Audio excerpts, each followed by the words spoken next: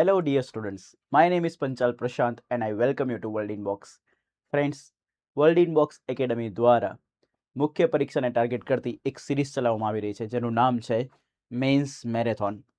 આ men's marathon series અંતર્ગત હું તમને આજે ઇંગ્લિશ લેંગ્વેજમાં મેન્સમાં કેવી રીતે લખવાનું હોય એ હું તમને લખતા શીખવાડીશ. આપણી વર્લ્ડ ઇનબોક્સ એકેડમી દ્વારા ક્રેક ડિસ્ક્રિપ્ટિવ ઇંગ્લિશ નામનો કોર્સ ચલાવવામાં આવી રહ્યો હતો. એ અંતર્ગત વાત કરીએ તો આજે આ લેક્ચર 63 કહી શકાય અને મેન્સ મેરેથોનમાં આપણે એ જ વસ્તુ આગળ કન્ટેન્ટ વધારવાનું છે. એ અંતર્ગત વાત કરીએ તો આજે આપણે મેન્સ મેરેથોનમાં પેરેગ્રાફ 3 ડિસ્કસ કરવાનો છે, જે ઇંગ્લિશ લેંગ્વેજના 12 જે ટેન્સ આવે છે એમાંથી સૌથી છેલ્લો ટેન્સ એટલે કે સૌથી છેલ્લો કાળ ફ્યુચર પરફેક્ટ કન્ટિન્યુઅસ ટેન્સના આધારિત હશે. ફ્યુચર પરફેક્ટ કન્ટિન્યુઅસ ટેન્સને ગુજરાતી ભાષામાં કહેવાય દોસ્તો ચાલુ પૂર્ણ ભવિષ્યકાળ, જેના ઓલરેડી આપણે 2 પેરેગ્રાફ ડિસ્કસ કરેલા છે જે વર્લ્ડ ઇનબોક્સની યુટ્યુબ ચેનલ ઉપર અવેલેબલ છે. તે ઉપરાંત આની પહેલાંના 62 લેક્ચર્સ બી તમારે જોવા હોય તો આપણી વર્લ્ડ ઇનબોક્સની યુટ્યુબ ચેનલ ઉપર જાઓ. ત્યાં પ્રોજેક્ટ સીડી નામનું ફોલ્ડર બનેલું છે, એમાં તમને દરેકે દરેક લેક્ચર્સ જોવા મળી રહેશે જે મારા દ્વારા લેવામાં આવેલા છે. એટલા લેક્ચર્સ તમે જોઈ લેશો તો દોસ્તો તમને લખવામાં સારું એવું ઇમ્પ્રુવમેન્ટ જોવા મળશે અને બધા જ લેક્ચર્સ દોસ્તો મેન્સ એક્ઝામમાં જે ટોપિક પૂછાય છે એના રિલેટેડ છે. આજનો જે ટોપિક છે એ ટોપિક છે સામાજિક ન્યાય અને સમાવેશ. મિત્રો, સામાજિક ન્યાય અને સમાવેશના આધારિત મુખ્ય પરીક્ષામાં ઘણી બધી વખતે લખવાનું પૂછાઈ શકે છે. તો એના બેઝ ઉપર આપણે આ પેરેગ્રાફ લખી શકીએ છીએ. એસેની અંદર લખી શકાય, ફોર્મલ સ્પીચની અંદર લખી શકાય. ઠીક છે. તો સામાજિક ન્યાય અને સમાવેશના આધારિત આપણે પાસે પેરેગ્રાફ છે ગુજરાતી ભાષામાં, એને આપણે ઇંગ્લિશમાં ટ્રાન્સલેટ કરીશું. સો એક વખત ગુજરાતીમાં લખેલા પેરેગ્રાફને આપણે વાંચી લઈએ. તો ચલો, મારી સાથે તમારે બી વાંચતો જવાનો છે, તો મારી સાથે વાંચતા રહેજો. 2030 સુધીમાં સરકાર ઘણા વર્ષોથી હાંસિયામાં ધકેલાઈ ગયેલા સમુદાયો માટે સમાવિષ્ટ કલ્યાણ યોજનાઓ લાગુ કરી રહી હશે. સામાજિક સંસ્થાઓ લાંબા સમયથી શિક્ષણ અને રોજગારમાં સમાન તકોની હિમાયત કરી રહી હશે.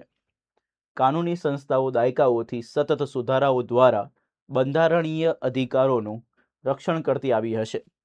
નાગરિક સમાજ ઘણા વર્ષોથી સામાજિક સમાનતા અને ન્યાય વિશે જાગૃતિ ફેલાવતો આવ્યો હશે. મિત્રો, આ દરેક જે વાક્ય છે એને આપણે હમણાં ઇંગ્લિશમાં ટ્રાન્સલેટ કરવાનું છે અને આ ખૂબ સારા વાક્યો છે, ખૂબ સારા વાક્ય બી તમને શીખવા મળશે. તો મેક્સિમમ આ લેક્ચર્સને પહેલાં તો શેર કરી દો, લાઇક કરી દો અને કમેન્ટ કરીને જણાવો કે અગાઉના 62 લેક્ચર્સ તમે જોયા છે કે નહીં. જો જોયા હોય તો કહેજો યસ પિન્ટુ સર મેં દેખ્યા છે. તો ચલો આપણે પહેલાં આ ટાઇટલને ઇંગ્લિશમાં ટ્રાન્સલેટ કરીએ. તો ધ્યાન આપજો દોસ્તો. ટાઇટલ છે સામાજિક ન્યાય અને સમાવેશ. તમને ઇંગ્લિશ લેંગ્વેજનો રૂલ લખવાનો ખબર હશે કે ગુજરાતી ભાષામાં જ્યારે અનેથી જોડાયેલો કોઈ શબ્દ હોય એને ઇંગ્લિશમાં લખવું હોય તો રૂલ એ કહે છે કે અનેની પહેલાવાળો પાર્ટ પહેલાં લખાશે, અનેની પછીવાળો પાર્ટ પછી લખાશે. રેડી? તો અહીંયા એક નામ છે ન્યાય. ન્યાય કેવો? તો સામાજિક. સામાજિક એનું વિશેષણ છે જે વિશેષતા બતાવે. તો આ બન્યું વિશેષણ અને નામને વિના કેવી લખાય? સીધે સીધી. અને સમાવેશ બી એક પ્રકારનું શું છે? નામ છે. તો એને મારે ઇંગ્લિશમાં લખવું હોય તો કઈ રીતે લખાશે? તો સામાજિક ન્યાયને કહેવાય સોશિયલ જસ્ટિસ અને એને કહેવાશે એન્ડ. સમાવેશ કરવાની ક્રિયાને કહેવાય ઇન્ક્લુડ કરવું. કોઈ બી વસ્તુનો જ્યારે સમાવેશ કરતા હોય ને તો સમાવેશ કરવો આ ક્રિયા છે, એને કહેવાય ઇન્ક્લુડ કરવું. એના પરથી એનું એક નામ બને જેને નામને કહેવાય ગુજરાતીમાં સમાવેશ, અને ઇન્ક્લુડ પરથી સમાવેશનું અંગ્રેજી બને ઇન્ક્લુઝન. શું બને મિત્રો? ઇન્ક્લુઝન. તો આપણા માટે સમાવેશનું ઇંગ્લિશ થશે ઇન્ક્લુઝન. તો આજનો જે પેરેગ્રાફ છે જેને ગુજરાતીમાં કહીશું સામાજિક ન્યાય અને સમાવેશ, જેને ઇંગ્લિશમાં કહેવાય social justice and inclusion. Ready છે? હવે સરસ મજાના પેરેગ્રાફને ઇંગ્લિશમાં ટ્રાન્સલેટ કરવાનો છે. તો સૌથી પહેલા ફર્સ્ટ સેન્ટેન્સ આપણે લઈએ. 2030 સુધીમાં સરકાર ઘણા વર્ષોથી હાંસિયામાં ધકેલાઈ ગયેલા સમુદાયો માટે સમાવિષ્ટ કલ્યાણ યોજનાઓ લાગુ કરી રહી હશે. તો સૌથી પહેલા આપણે આ વાક્યને જો ઇંગ્લિશમાં ટ્રાન્સલેટ કરવું છે તો આ વાક્યના વોકેબ આવડતા હોવા જોઈએ, પ્લસ આ વાક્ય ગુજરાતીના કયા કાળમાં છે, એને અંગ્રેજીના કયા કાળમાં લખવાનું પડે, એની વાક્ય રચના શું, એ બધું જ ડિટેલમાં પણ આવડતું હોવું જોઈએ. તો એક વસ્તુને ડિટેલમાં સમજીશું, તો પ્લીઝ ધ્યાન આપજો. સૌથી પહેલા વોકેબ શીખી લઈએ. તો લાગુ કરવું. કોઈ બી વસ્તુને લાગુ કરવાની ક્રિયાને કહેવાય ઇમ્પ્લિમેન્ટ કરવું. શું કરવું? ઇમ્પ્લિમેન્ટ. તો લાગુ કરવાની ક્રિયાને કહેવાય ઇમ્પ્લિમેન્ટ કરવું. એ એનું મૂળ રૂપ છે. ઇમ્પ્લિમેન્ટનો સ્પેલિંગ જોઈ લો દોસ્તો. IMPLEMENT. મારી સાથે બોલો, IMPLEMENT. ઇમ્પ્લિમેન્ટ મૂળ રૂપ છે. આમાંથી V2 કે V3 બનાવવું હોય ને તો આ ટી છે ને એની પાછળ ઈડી લાગે અને શબ્દ બને ઇમ્પ્લિમેન્ટેડ. કયો શબ્દ બને? ઇમ્પ્લિમેન્ટેડ. અને એમાં જ્યારે આઈએનજી વાળું રૂપ બનાવવું હોય ક્રિયા ચાલુ બતાવવા માટે ત્યારે શબ્દ બને ઇમ્પ્લિમેન્ટિંગ, જેને આપણે વિફોર ફોર્મ બી તરીકે બી ઓળખીએ છીએ. તો ઇમ્પ્લિમેન્ટ, ઇમ્પ્લિમેન્ટેડ, ઇમ્પ્લિમેન્ટિંગ. ચલો નેક્સ્ટ વોકેબ. સમાવિષ્ટ કલ્યાણ યોજનાઓ. ખૂબ સારો શબ્દ છે, વોકેબ ખૂબ સારો છે દોસ્તો. યોજનાઓ એક નામ છે. યોજનાઓ કેવી? તો સમાવિષ્ટ કલ્યાણવાળી. તો એનું વિશેષણ છે. હમણાં જ વાત કરું સમાવેશ કરવો તો એના પરથી બને તો ઇન્ક્લુઝન. તો અહીંયા સમાવિષ્ટ એક વિશેષણ છે તો ઇન્ક્લુડ પરથી બની જાય ઇન્ક્લુસિવ. શું બને? ઇન્ક્લુસિવ. કલ્યાણને કહેવાય વેલફેર અને યોજનાઓને કહેવાય સ્કીમ્સ. તો શું બન્યું? Inclusive welfare schemes. રેડી છે? તો બનશે ઇન્ક્લુસિવ વેલફેર સ્કીમ્સ. હાંસિયામાં ધકાઈ ગયેલા સમુદાયો. તો સમુદાયો એક નામ છે. સમુદાયો કેવા? તો હાંસિયામાં ધકાઈ ગયેલા. તો એનું વિશેષણ છે. સમુદાય એક હોય ને મિત્રો તો એને કહેવાય કમ્યુનિટી. પણ એકથી વધુ હોય તો વાય જે છે ને નીકળી જાય અને એની જગ્યાએ IES લાગી જાય અને શબ્દ બને કમ્યુનિટીઝ. તો અહીંયા સમુદાયો છે એટલે શબ્દ બનશે કમ્યુનિટીઝ. સમુદાયો કેવા? તો હાંસિયામાં ધકાઈ ગયેલા. તો હાંસિયામાં ધકેલવાની ક્રિયાને કહેવાય માર્જિનલાઇઝ કરવું. ડન. માર્જિનલાઇઝ કરવું. ડન. માર્જિન આપણે જે હાંસિયો રાખીને માર્જિન હોય એ ધકેલાઈ ગયેલા તો ધકેલવાની ક્રિયાને કહેવાય માર્જિનલાઇઝ કરવું. તો માર્જિનલાઇઝ ઓલરેડી થઈ ચૂકેલા છે. ધકેલાઈ ગયેલા તો ધકેલવાની ક્રિયા પૂરી થઈ ગયેલી છે તો એને વિશેષણની જેમ લખું તો પાછળ ઈડી વાળું રૂપ આવે અને શબ્દ બને શું? માર્જિનલાઇઝડ અને કમ્યુનિટીઝ બનશે. તો હાંસિયામાં ધકેલાઈ ગયેલા સમુદાયોને શું કહેવાશે? માર્જિનલાઇઝડ કમ્યુનિટીઝ. આઈ હોપ તમને ખબર પડી રહી હશે મિત્રો. તો શબ્દ બનશે શું? માર્જિનલાઇઝડ કમ્યુનિટીઝ. માટેનો તો બેઝિક શબ્દ છે જેને કહેવાય ફોર. તો જેટલા વોકેબની જરૂર હતી બધા વોકેબ આપણે જોઈ લીધા છે. હવે મને સ્પેસ મળે એટલા માટે હું બધા વોકેબ અહીંથી રિમૂવ કરી દઉં છું. હવે આપણે આ વાક્યને જાતે બનાવીશું. સૌથી પહેલા જ્યારે વાક્ય બનાવવાનું હોય ઇંગ્લિશમાં ટ્રાન્સલેટ કરવાનું હોય આપણા માઇન્ડમાં થોટ આવ્યો આ વાક્ય લખવાનું તેને ઇંગ્લિશમાં કેવી રીતે લખાય તો ખબર એ પડતી હોય છે કે 2030 સુધીની પછી કોમા છે તો રૂલ એવું કહે છે કે કોમાની પહેલા વાળું પાર્ટ પહેલા લખી દેવું પડે. તો 2030 ભવિષ્યનો સમય છે ને એના પછી સુધી લખેલું છે. જ્યારે ભવિષ્યના સમય માટે સુધી લખેલું હોય તો એને અંગ્રેજીમાં લખવા માટે એક શબ્દ બનેલો છે જેને કહેવાય બાય. પણ બાય વાળું બાય નહીં, BY વાળું બાય. ડન. ગુજરાતી કરતા અંગ્રેજી ઊંધું છે તો પાછળથી આગળ આવવું પડશે તો અહીંયા બનશે બાય 2030 પછી આવશે કોમા. હવે આ બાકીનું આખું વાક્ય લખવાનું છે. સરકાર ઘણા વર્ષોથી હાંસિયામાં ધકેલાઈ ગયેલા સમુદાયો માટે સમાવિષ્ટ કલ્યાણ યોજના લાગુ કરી રહી છે. તો વાક્યને લખવા માટે દરેકે દરેક વાક્યની શરૂઆત છે ને કર્તાથી થાય. શેનાથી થાય? કર્તાથી. જો તમે અગાઉના 62 લેક્ચર્સ જોયેલા છે તો હવે તમને આ ખબર હશે અને તમને એવી ખ્યાલ હશે કે અંગ્રેજી ભાષામાં કર્તાને શોધવું હોય ને તો મિત્રો કોણથી પ્રશ્ન પૂછવો પડે. શેનાથી? કોણથી. પૂછો કોણ કલ્યાણ યોજનાઓ લાગુ કરી રહી હશે તો જવાબ મળે છે સરકાર. અને સરકારને કહેવાય ગવર્મેન્ટ અને ગવર્મેન્ટની આગળ હંમેશા કયો આર્ટિકલ લાગે? ધ. તો અહીંયા શબ્દ બનશે ધ ગવર્મેન્ટ. બીજા સ્ટેપમાં આવશે ક્રિયાપદ અને ક્રિયાપદ લખવા માટે તમને એનો કાળ ખબર હોવી જોઈએ કારણ કે અંગ્રેજી ભાષાનો એકદમ સિમ્પલ નિયમ છે કે કોઈ બી વાક્યમાં ક્રિયાપદ આવે ને તો મિત્રો એ કાળ પ્રમાણે જ આવે. કોના પ્રમાણે આવે? કાળ પ્રમાણે. તો આ વાક્યનો કાળ ઓળખવો હોય તો આ છેલ્લા અમુક શબ્દોને જોવું પડશે. અહીંયા કયો શબ્દ લખ્યો છે? હશે. જિંદગી પર યાદ રાખો હશે, કરશે, થશે, રમશે, ભણશે જેમાં સે આવે છે તો એ આવનારા સમયની વાત કરે અને આવનારા સમયને ભવિષ્યકાળ કહેવાય. તો આ વાક્ય ભવિષ્યકાળમાં આવશે એ કન્ફર્મ છે. હવે ભવિષ્યકાળ તો કાળ નક્કી થઈ ગયો. હવે ક્રિયાનો પ્રકાર નક્કી કરીએ. તો લાગુ કરી રહી હશે તો લાગુ કરવાની ક્રિયા કેવી હશે? ચાલુ. રહી રહ્યા, રહ્યો, રહું લખું તો ક્રિયા કેવી બની જાય? ચાલુ. હવે ચાલુ ક્રિયા લખવી હોય તો ચેક કરવાનું કે એમાં સમયગાળો કે ક્રિયાની શરૂઆતનો ચોક્કસ સમય તો નથી આપેલો ને. જો એ આપેલું હોય તો એ ચાલુ ક્રિયા ચાલુ પૂર્ણ કાળમાં લખાય. જેવી માહિતી ન આપેલી હોય તો ક્રિયા ચાલુ કાળમાં લખાય. તો ચેક કરીએ કે શું સમયગાળો આપેલો છે તો તમે જો ઘણા વર્ષોથી આ ક્રિયાનો સમયગાળો આપેલો છે તો એ ચાલુ ક્રિયા ચાલુ પૂર્ણ કાળમાં લખાશે. તો આ ત્રણેય શબ્દોને ભેગું કરીએ તો શું બને? ચાલુ પૂર્ણ ભવિષ્યકાળ. કયો કાળ? ચાલુ પૂર્ણ ભવિષ્યકાળ જેની વાક્ય રચના થાય છે દોસ્તો. મેં તમને અગાઉના લેક્ચરમાં વાક્ય રચના શીખવાડેલી છે. કાળ પ્રમાણે હેવનું રૂપ મૂકવાનું. તો ભવિષ્યકાળ પ્રમાણે હેવનું રૂપ શું થાય? Will shall have. એના પછી ફરજિયાત આવશે બીન. એના પછી આવશે આઈએનજી. આ કેવી રીતે આવે છે એ હું તમને ડિટેલમાં ઓલરેડી સમજાવી ચૂક્યો છું, મે બી લેક્ચર નંબર 60 નંબરના લેક્ચરમાં 60 નંબરના લેક્ચરમાં, તો તમે ત્યાં બી જઈને જોઈ શકો છો. તો શું બની વાક્ય રચના? Will shall have been ING. તો પ્લીઝ ફોકસ કરીશું. તો ધ ગવર્મેન્ટ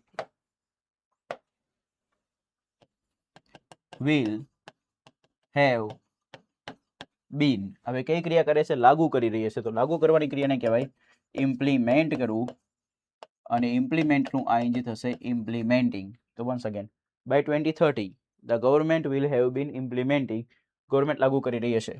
હવે વારી આવે કર્મની, અને કર્મ માટે પ્રશ્ન પૂછવો પડશે, શું લાગુ કરી રહી હશે અથવા તો કોને લાગુ કરી રહી હશે. તો આપણે પ્રશ્ન પૂછો શું લાગુ કરી રહી હશે, તો જવાબ મળે છે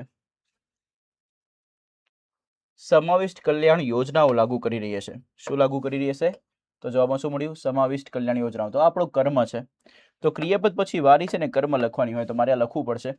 તો વિશેષણ અને નામ કેવું આવે? સીધે સીધું. તો સમાવિષ્ટ કલ્યાણ યોજનાઓને આપણે કહેવાય ઇન્ક્લુઝિવ વેલફેર સ્કીમ્સ. શું કહેવાય? Inclusive welfare schemes. રેડી છે? હજુ વાક્ય અધૂરું છે, તો બાકીના શબ્દો આપણે લખી દઈએ. બાકીના શબ્દોને કહેવાય અન્ય શબ્દો. તો કયા શબ્દો બાકી રહે આપણે જોઈ લઈએ. તો અહીંયા આવે છે ઘણા વર્ષોથી હાંસિયામાં ધકાઈ ગયેલા સમુદાયો માટે. તો આટલા બધા અન્ય શબ્દો છે. તો હવે આપણે એને લખી નાખીએ. ગુજરાતી કરતા અંગ્રેજી ઊંધું સિમ્પલ કોન્સેપ્ટ છે. પાછળથી આગળ આવવું પડશે. તો પહેલા માટેનું અંગ્રેજી લખવું પડશે, અને માટેને ઇંગ્લિશમાં દોસ્તો કહેવાય ફોર. હાંસિયામાં ધકાઈ ગયેલા સમુદાયો. તો સમુદાયો નામ છે, પણ કયા હાંસિયામાં ધકાઈ ગયેલા? તો સમુદાયો નામ છે. નામની વિશેષતા બતાવવાનો શબ્દ શું છે? હાંસિયામાં ધકાઈ ગયેલા. તો વિશેષણ અને નામ કેવું લખીશું? સીધે સીધું. તો જે હાંસિયામાં ધકાઈ ગયેલા હોય, ધકેલાઈ ગયેલા હોય, તો એના માટે શબ્દ આવે માર્જિનલાઇઝ્ડ. શું આવે?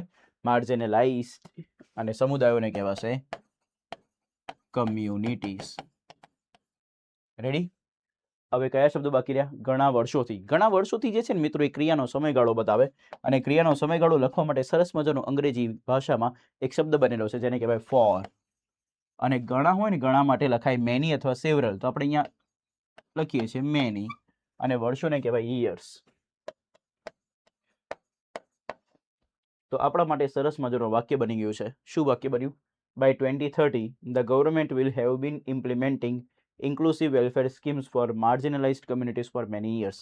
મિત્રો, આ લેવલનું વાક્ય જ્યારે તમે મેન્સમાં લખીને આવો ને, તો તમારી ઇમ્પેક્ટ જોરદાર પડે, અને એક્ઝામિનર તમારા માટે ખુશ થાય, અને તમને વધુ માર્ક્સ આપે. બિકોઝ આ મેન્સ લેવલના વાક્યો કહેવાય. Rita is singing song, Neetu is dancing, આવા બધા વાક્યો ન હોય. એ બધા વાક્યો મેન્સમાં લખાય બી નહીં. તમારે મેન્સમાં એક અધિકારીની જેમ લખવાનું છે. બિકોઝ તમે એક અધિકારી બનવાના છો, તો તમારે અધિકારી લેવલના વિચારો સાથે વાક્યોને લખવું પડે, અને એવા વોકેબ તમારે લખવા પડે, અને એની સાથે ગ્રામેટિકલી કરેક્ટ લખવું પડે મિત્રો. સો આવી રીતે ગ્રામેટિકલી કરેક્ટ લખવા માટે, પ્રોપર વોકેબ વાપરવા માટે મેન્સ મેરેથોનમાં જોડાઈ જાઓ, જેની અંતર્ગત તમને ઘણા બધા વિષયો શીખવા મળશે, અને એમાં બી ઇંગ્લિશમાં માસ્ટરી લાવી હોય તો એક બી લેક્ચર સ્કીપ કરતા નહીં મિત્રો. ડેફિનેટલી જોવા માટે આજે જ વર્લ્ડિંગ બોક્સ એકેડમીની યુટ્યુબ ચેનલને સબસ્ક્રાઇબ કરો, અને બેલ આઇકનને ટિક કરો દોસ્તો. ચલો નેક્સ્ટ સેન્ટેન્સ તરફ આપણે આગળ વધીએ. સામાજિક સંસ્થાઓ લાંબા સમયથી શિક્ષણ અને રોજગારમાં સમાન તકોની હિમાયત કરી રહી હશે. તો સૌથી પહેલા આપણે જાણીએ છીએ કે વોકેબ શીખીશું. તો સામાજિક સંસ્થાઓ, સંસ્થાઓ નામ છે. સંસ્થાઓ કેવી? સામાજિક એટલે કે વિશેષણ છે. સામાજિક સંસ્થાઓ માટે શબ્દ વપરાય સોશિયલ. સંસ્થાઓ માટે ઇન્સ્ટિટ્યુશન્સ બી વપરાય, ઓર્ગેનાઇઝેશન્સ બી વપરાય. તો અહીંયા આપણે ઓર્ગેનાઇઝેશન્સ શબ્દ વાપરી દઈએ. ડન. અહીંયા કોઈને ઇન્સ્ટિટ્યુશન્સ લખવું છે તો બી વાંધો નથી.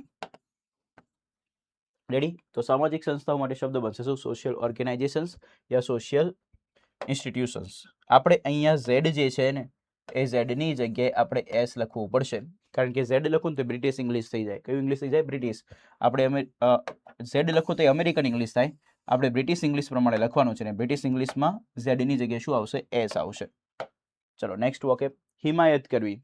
હિમાયત કરવાની ક્રિયાને કહેવાય એડવોકેટ કરવું. શું કરવું? એડવોકેટ. ને એના પરથી શબ્દ બને V2 ફોર્મ, એનું V3 ફોર્મ બને એડવોકેટેડ. પાછળ ઈડી લાગે તો V2 ને V3 બંને સેમ છે, તો એડવોકેટેડ. અને એનું આઈએનજી બનાવો તો બનશે એડવોકેટિંગ. આ આઈએનજી વાળું રૂપ છે મિત્રો. સમાન તકો, તો તકો નામ છે. તકો કેવી? સમાન, તો એનું વિશેષણ છે. તો વિના કેવી? સીધે સીધી. સમાન તકોને કહેવાય ઇક્વલ ઓપોર્ચ્યુનિટી. તક હોય તો ઓપોર્ચ્યુનિટી, એનું બહુવચન કરવું હોય તો વાય નીકળી જાય ને આઈએસ લાગશે.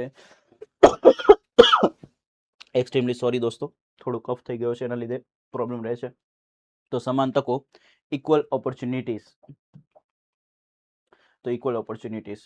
શિક્ષણ અને રોજગારમાં માને અંગ્રેજીમાં કહેવાય ઇન.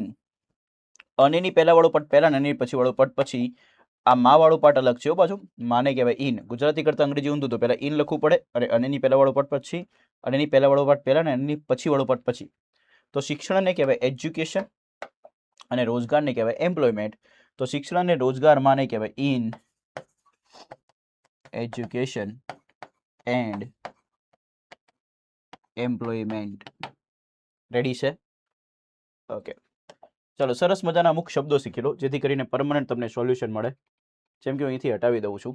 એક્સ્ટ્રા વોકેબ હું તમને શીખવાડવા જાઉં છું. ધ્યાન આપજો, એકદમ ફોકસ, 100% ધ્યાન. રોજગાર આપવો,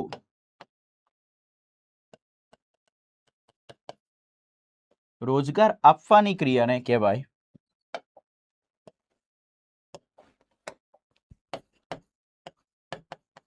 એમ્પ્લોય કરવું. શું કરવું? એમ્પ્લોય કરવું.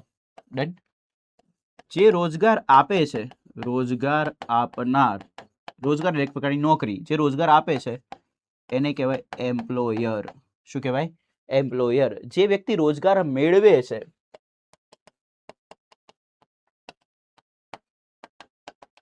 એને કહેવાય એમ્પ્લોયી. શું કહેવાય? એમ્પ્લોયી. અને રોજગાર જ્યારે નામ હોય છે, આ એક નામની જેમ વાપરો, તો એમ્પ્લોય પરથી શબ્દ બને એમ્પ્લોયમેન્ટ. ફરીથી, રોજગાર આપવો એટલે એમ્પ્લોય કરવું, આ ક્રિયા છે.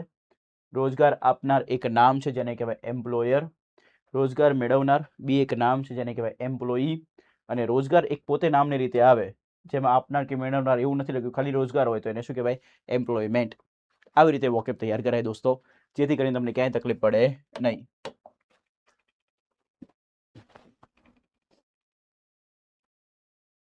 તો શિક્ષણ અને રોજગારમાં તો આપણે લખીશું આગળ in education and employment. Ready છે? તો બધા વોકેબ આપણે શીખી લીધા છે. હવે આ વોકેબનો ઉપયોગ કરીને આ વાક્યને બનાવવાનો છે. હું અહીંયાથી હટાવી દઉં, જેથી કરીને મારી પાસે પ્રોપર સ્પેસ ક્રિએટ થઈ જાય. તો આ વાક્યને લખવા માટે તમે પહેલા વિડીયો પોઝ કરો ને જાતે પહેલા ટ્રાય કરો. મેં તમને વોકેબ શીખવાડી દીધા છે. તો ચલો, આઈ હોપ તમે વાક્ય બનાવી દીધું હશે મિત્રો. હવે હું તમારી સામે વાક્ય બનાવવા જઈ રહ્યો છું. સૌથી પહેલા આપણે લખીશું કર્તા, બીકોઝ અંગ્રેજી ભાષામાં વાક્યની શરૂઆત કર્તાથી થાય. કર્તાને શોધવા માટે પ્રશ્ન પૂછવો પડશે કોણથી. પૂછો કોણ હિમાયત કરી રહી હશે, તો જવાબ આવે છે સામાજિક સંસ્થાઓ. અને સામાજિક સંસ્થાઓને કહેવાય સોશિયલ ઓર્ગેનાઇઝેશન્સ. રેડી? બીજા સ્ટેજમાં લખવું પડશે હિમાયત કરી રહી હશે, તો એ ક્રિયાપદ લખવા માટે તમારે એનો કાળ ઓળખવો પડે. તો હિમાયત કરી રહી હશે આ ક્રિયાપદ છે, એનો કાળ ઓળખવો પડશે. તો હશે એટલે ભવિષ્યકાળ, રહી એટલે ક્રિયા ચાલુ, અને લાંબા સમયથી આ ક્રિયાનો સમયગાળો છે. ચાલુ ક્રિયાની સમયગાળો અથવા તો ચાલુ ક્રિયાની શરૂઆતનો ચોક્કસ સમય, આવી માહિતી લખવાની હોય તો એ વાક્ય ચાલુ પૂર્ણ કાળમાં આવે. તો આ ત્રણેય શબ્દોને ભેગા કરી એટલે આપણું નામ થઈ જશે ચાલુ પૂર્ણ ભવિષ્યકાળ, જેની વાક્યરચના મેં તમને ઓલરેડી શીખવાડી દીધી. શું બને? Will shall have been ING. બોલો ફરીથી, will shall have been ING. Shall હોય ને શેલ, તો એ આઈ અને વી સાથે જ વાપરવાનું. બાકી દુનિયાના બધા કરતા સાથે શું વાપરવાનું? વિલ જ વાપરવાનું. તો ઓર્ગેનાઇઝેશન સાથે આપણે લખીશું વિલ, પછી આવશે હેવ બીન. હિમાયત કરવાની ક્રિયાને કહેવાય એડવોકેટ કરવું, ને એડવોકેટનું આઈએનજી થશે એડવોકેટિંગ. તો social organisations will have been advocating. હવે ક્રિયાપદ આવી ગયું, હવે વારી આવે કર્મની. પૂછો શું હિમાયત કરી રહી હશે, તો જવાબ આવશે સમાન તકોની. શું જવાબ આવે છે? સમાન તકોની. તો આ કર્મ છે, અને તમે અગાઉના લેક્ચર જોયા હશે તો તમને ખબર હશે કે ગુજરાતી ભાષામાં કર્મના એન્ડમાં છે ને નો, ના, ની, નું, ને લખવામાં આવે છે. શું લખવામાં આવે છે? નો, ના, ની, નું, ને. એને ઇંગ્લિશમાં લખવામાં આવતું નથી, તો આ ની નીકળી જશે. ખાલી શબ્દ આવશે શું? સમાન તકો. સમાન તકોને ઇંગ્લિશમાં કહેવાય ઇક્વલ ઓપોર્ચ્યુનિટીઝ. Equal opportunities. બાકીના શબ્દો જે છે અન્ય શબ્દો છે, તો આપણા માટે અન્ય શબ્દોની આખી લાઈન છે જે કે અહીંથી અહીં સુધીની છે.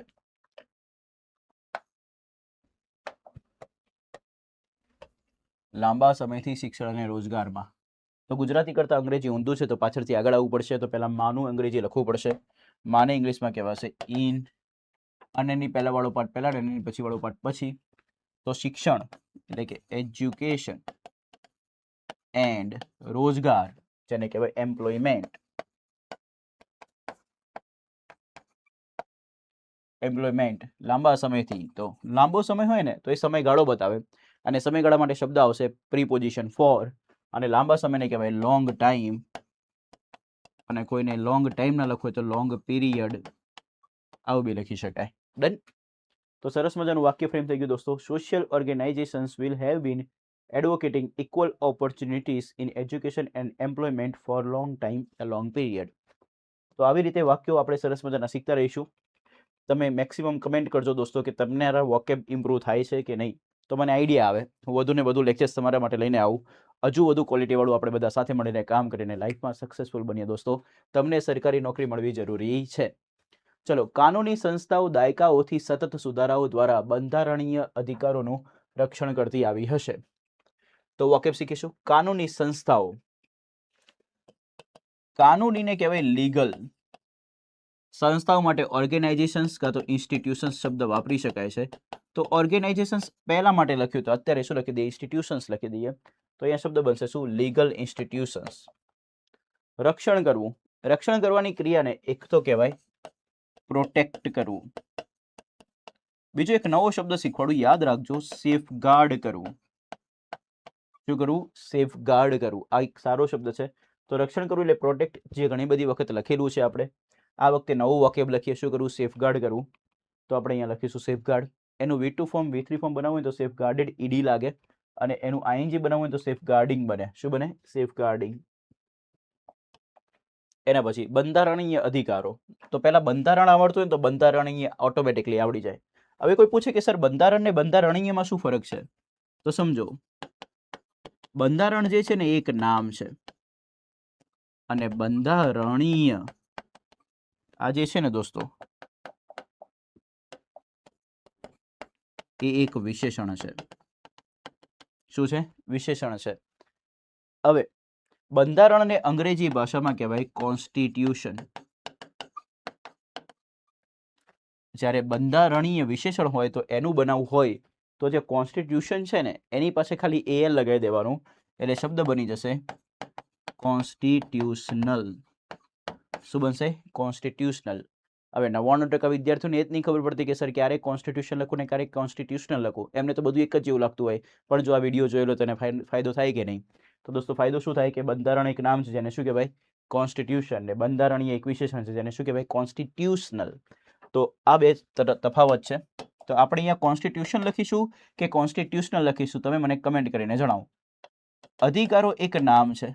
અધિકારો કેવા? બંધારણીય. તો એનું શું છે? વિશેષણ. વિના કેવી? સીધે સીધી. તો બંધારણીય અધિકારોને લખાય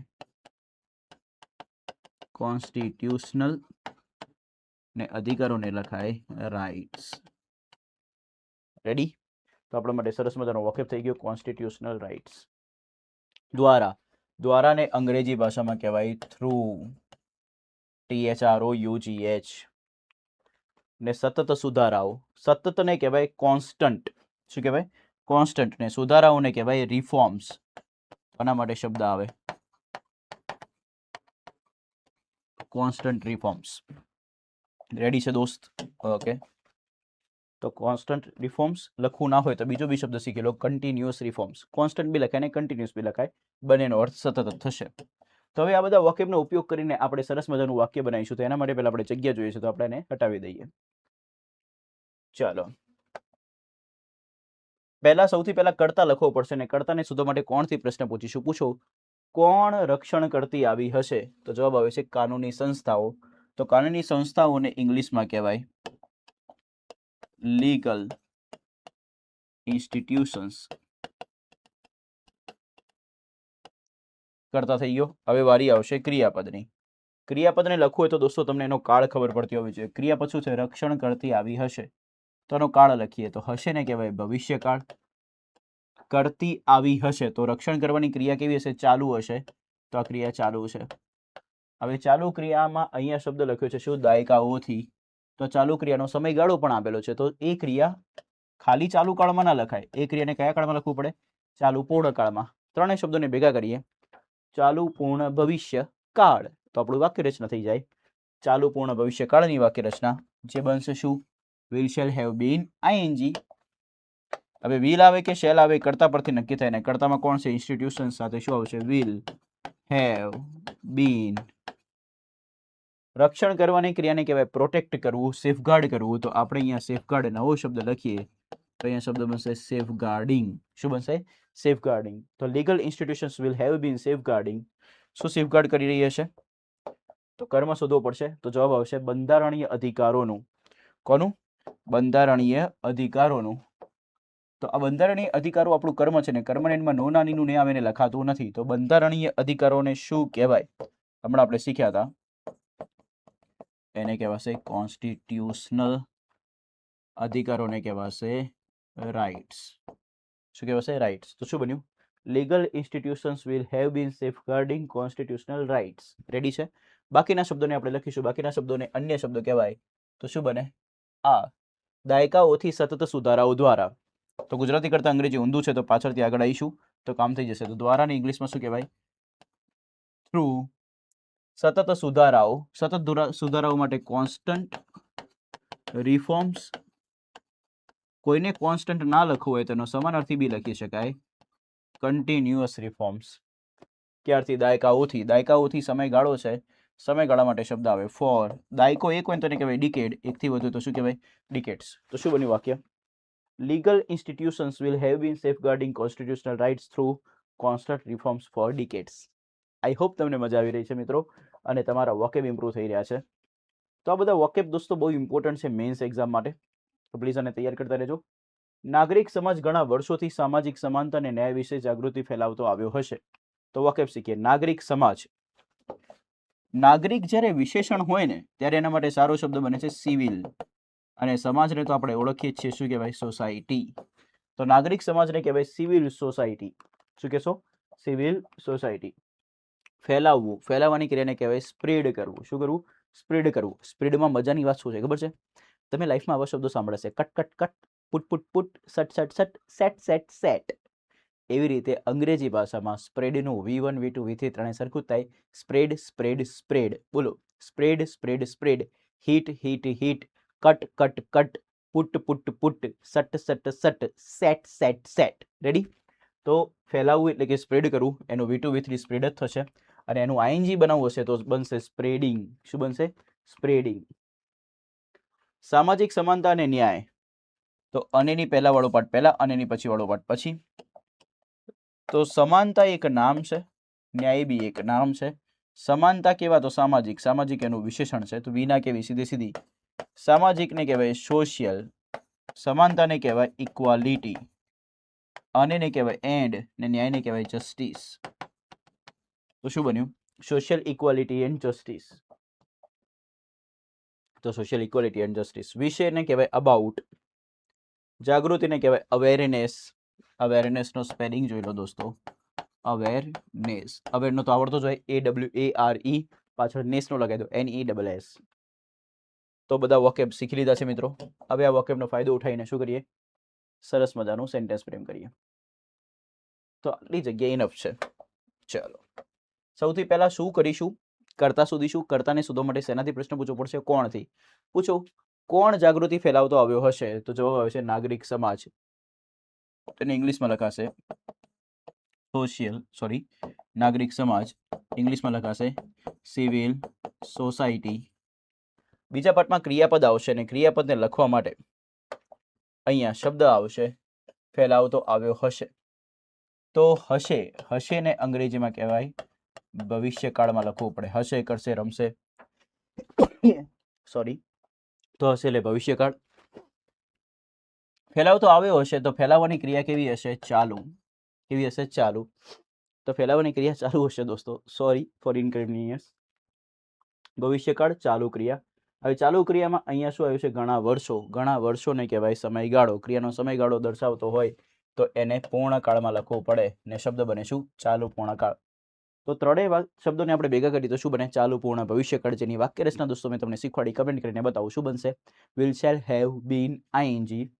તો અહીંયા આવશે વિલ, હેવ, બીન અને ફેલાવવાની ક્રિયાને કહેવાય સ્પ્રેડ. સ્પ્રેડનું આઈએનજી આવે સ્પ્રેડિંગ. તો શું બન્યું? Civil society will have bin spreading. Clear? પૂછો શું ફેલાવતો હશે? જવાબ મળવો શું ફેલાવતો હશે? તો જાગૃતિ. તો આપણો કર્મ થયો જાગૃતિ. જાગૃતિને કહેવાય અવેરનેસ. હવે જેના વિશે ફેલાવતો એમ આપણે લખવાનું થશે. કોના વિશે? તો સામાજિક સમાનતા અને ન્યાય વિશે. તો વિશેને કહેવાય અબાઉટ.